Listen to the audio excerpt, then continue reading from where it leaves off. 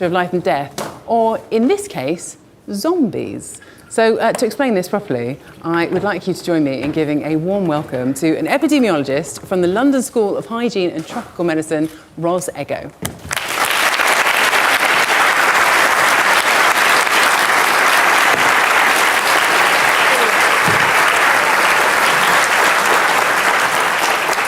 Okay, Ros, you study the mathematics of disease, right? How much of it is luck and chance? Well, there's a lot of chance that's involved in the transmission of disease. So if there's an epidemic happening at the moment, the chance of you getting it depends on how many other people there are that have the infection at the time.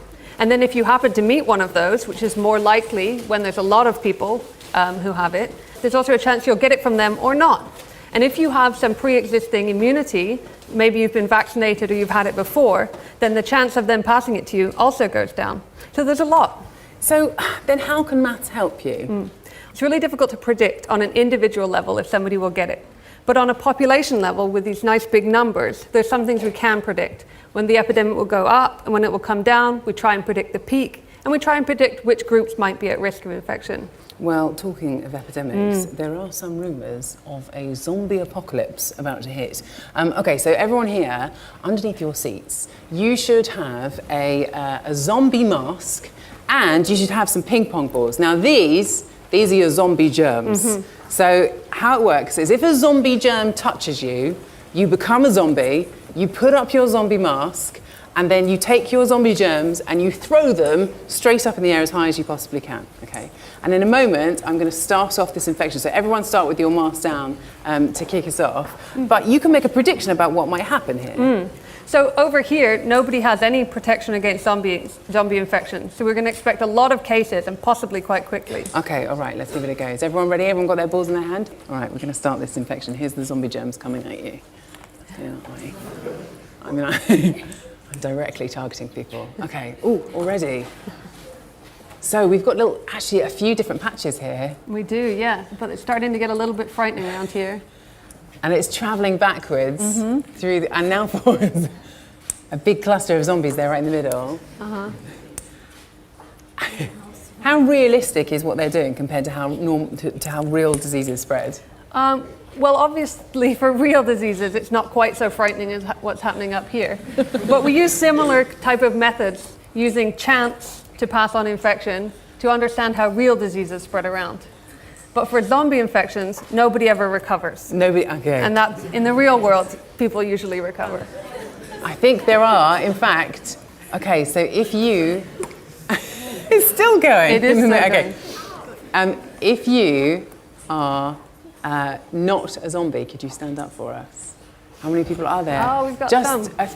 3 people who managed to escape the zombie episodes.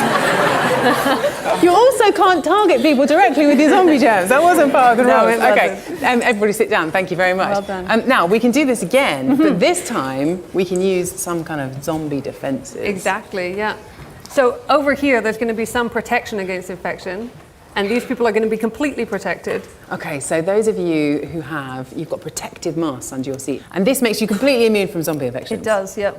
Okay, so if the zombie germs touch you and you're wearing a face mask, you're wearing a protective mask, don't worry about anything. Don't put up your zombie mask. Don't throw any germs around. You're completely immune, and we'll see what happens now. And what's your prediction about what will happen in this case? Well, there's a lot of protection up here, so I think the epidemic will be over very quickly, and maybe not many people will be infected. Okay, let's give it a go. Here we go. Okay, so it still started. We've got a few. Oh. Okay.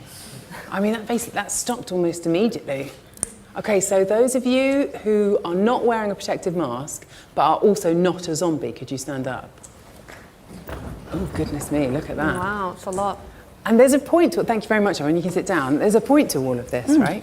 Yeah, exactly. So the protection that we had in the population from the people wearing masks who are vaccinated against infection has protected everybody in this part of the audience from getting infection. And is this the same thing that happens when we're vaccinated against diseases? Exactly, it is. So we have here kind of this community has immunity from infection. And so even the people who weren't themselves vaccinated have been protected by the protection in the whole community. So how much does the maths of modelling disease make a difference back in the real world? So we take experiments kind of like this, but in the computer, and take things that we know about how infection spreads and about the population in general. And the goal is to use the computers, use our simulations to figure out ahead of time what would be the best interventions. What should we do to decrease the number of cases in everybody without it having to happen? So it doesn't matter whether you're talking about flus or Ebola or, I don't know, TB in cows. You can use these mathematical ideas. Yeah, for human diseases, for animal diseases, even for plants, it's really useful. And demonstrates that vaccines really do make a difference. It does. It does. Would you rather live over here with all these zombies or over here? Definitely over Definitely there. over here. Ros, thank you very much. Thank you. There is a really simple point in all of this. If you've got maths